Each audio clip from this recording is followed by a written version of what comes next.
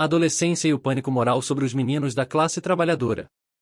Finalmente, eu entendo a pressão dos pares online. Agora simpatizo com os jovens muito online que se encontram cercados por exércitos de influenciadores latindo, pense nisso. Diga isso. Não foi Andrew Tate e a outra escória da manosfera que me abriram os olhos para os perigos da conformidade virtual. Foi o establishment cultural e sua bajulação louca pelo drama anti-Tate da Netflix, Adolescência. Assim, uma nova sabedoria recebida tomou conta da clericalidade moral britânica. Em Adolescência é o melhor programa de TV de todos os tempos. É perfeição completa, diz Tom Peck do The Times. É a coisa mais próxima da perfeição da TV em décadas, jorra Lucy Mangan do The Guardian, que claramente nunca viu aquele episódio do Celebrity Big Brother em que Tiffany Pollard pensou que David Jesse, e não David Bowie, havia morrido. Acho irônico que uma minissérie sobre o contágio social do tateísmo tenha gerado tal contágio cultural. Um consenso tão sufocante que insiste que este drama é tecnicamente impecável e moralmente cristão, que Keir Starmer diz que deveria ser exibido nas escolas para livrar os jovens britânicos do domínio abominável da masculinidade diabólica. Vou contrariar o pensamento correto e dizer que Adolescência é uma série impressionante, mas falha, e seu antitateísmo contagioso representa uma ameaça muito maior para nossa sociedade do que o tateísmo jamais poderia. É uma série de 4 partes que conta a história de um garoto de 13 anos em uma cidade inglesa que esfaqueia até a morte uma colega de classe. Foi criada por Jack Thorne e Stephen Graham. Graham interpreta o pai e é tipicamente brilhante, enquanto o novato Owen Cooper brilha como o assassino de rosto fresco, Jamie. O episódio 1, onde o pai descobre o que seu filho fez, é uma hora tensa e de partir o coração da TV. O episódio 4 também é profundamente comovente, com seu estudo da longa sombra que o crime de uma criança pode lançar sobre a sorte moral de sua família. Christine Tremarco como a mãe de Jamie merece tanto destaque quanto Graham está recebendo. Mas muitas vezes sacrifica sua arte inquestionável no altar da pregação moral. Como em todas as peças de moralidade, dos tempos antigos aos modernos, um demônio persegue esse drama. E ele tem um nome, Andrew Tate. É aquela merda de Andrew Tate, diz a detetive quando elas visitam a escola de Jamie e descobrem a influência que influenciadores machistas têm sobre as crianças. Ouvi os meninos falando sobre ele, diz a professora, em tons não muito diferentes dos de Abigail em The Crucible, que diz, eu vigo ódios burno com o diabo. Eu me encolhi na cena em que o filho do inspetor detetive Luke Bascombe, um Ashley Walters excepcional, explica, Manosfera. Walters tem 42 anos e parece ter 35, por que seu personagem está dizendo como um boomer perplexo ao ouvir que há idiotas manipuladores na internet. Aqui está a questão, Tate vai adorar a presença descomunal que ele desfruta nesta representação dramática de uma cidade inglesa. Os escritores o imbuem de poderes divinos, com maestria sobre a própria vida. No final do episódio 2, a câmera se eleva acima da cidade para enfatizar que tais comunidades desgastadas são presas fáceis para os masculinistas todo-poderosos da internet. Um cover de Fragile, do Sting, cantado por crianças, toca sobre a tomada ampla. Para todos aqueles nascidos sob uma estrela furiosa, para que não esqueçamos o quão frágeis somos, suas vozes inocentes cantam. Gente, nós entendemos. O problema com as peças de moralidade é que a complexidade moral sempre fica em segundo lugar em relação à exibição moral. A indignação justa contra o diabo substitui uma luta verdadeira e honesta com a própria capacidade da humanidade para a maldade.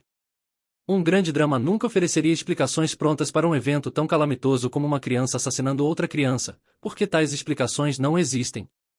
Não, isso nos convidaria para as ervas daninhas espinhosas da experiência humana e nos deixaria encontrar nossa própria saída, ou não?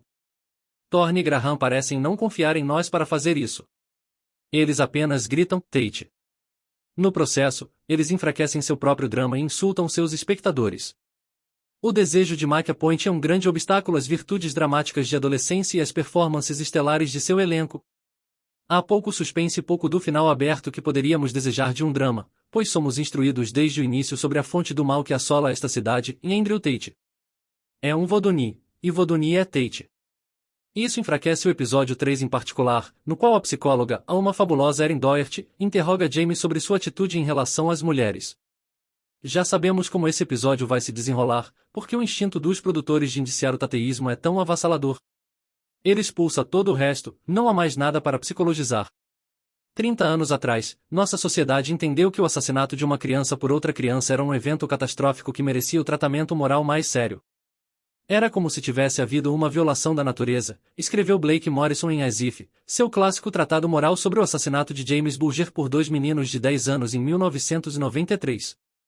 As marés congelaram, estrelas pregadas no céu, a lua chorando longe da vista. Aqueles meninos sem nome mataram não apenas uma criança, mas a ideia de infância, disse ele. 3 décadas depois, nenhuma filosofia, nenhuma poesia, acompanha o espetáculo de crianças matando crianças. Agora nos dizem, foi a internet que fez isso. Nós nos enrolamos no cobertor de conforto de explicações idiotas para evitar fazer o que todas as gerações anteriores à nossa foram ocasionalmente compelidas a fazer, em espiar o poço do mal. Andrew Tate é uma ameaça moral, não há dúvida. Mas há legiões de ameaças morais que permanecem inexploradas por nossas classes culturais. Há uma cultura online que atrai crianças gays de classe média para uma esteira rolante de castração química. Ela se autodenomina direitos trans. Há um submundo virtual de histeria religiosa que encorajou literalmente centenas de jovens muçulmanos britânicos a caminhar 3.000 milhas para se juntar a um culto que crucificou cristãos e defenestrou homossexuais. Onde está esse drama, Netflix? Todos nós sabemos que muito mais violência e opressão masculina fluem da subcultura online do islamismo raivoso do que já foi escrito por Tate. Mas se você fizesse um drama sobre isso, seria cancelado mais rápido do que poderia dizer Allahu Akbar.